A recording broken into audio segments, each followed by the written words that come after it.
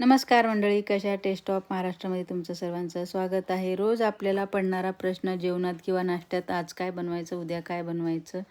तर मी इथे मस्त नाश्त्यामध्ये बनवले होते आलूचे आणि पनीरचे मिक्स पराठे.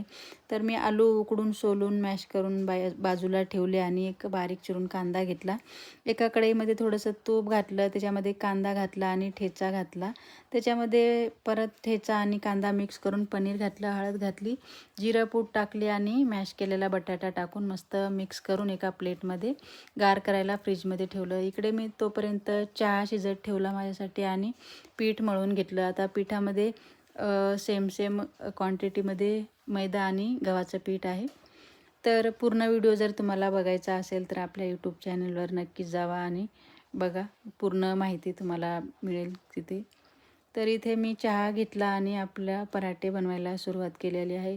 तर बघू शकता, मस्त पराठे आपले मऊ लुसलुशीत आणि छान, जशी आपण पुरणपोळी बनवतो तशा पद्धतीचं आपलं मिश्रण झालेलं आहे. आणि पराठेसुद्धा आपले छान मऊ, नरम आणि पातळ झालेले आहेत, म्हणजे असे जाडसर झालेले नाही आहेत.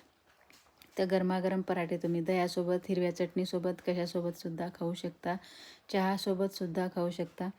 तर थोडासा माझा बोलण्याचा किंवा सांगण्याची पद्धत थोडीशी वेगळी आहे.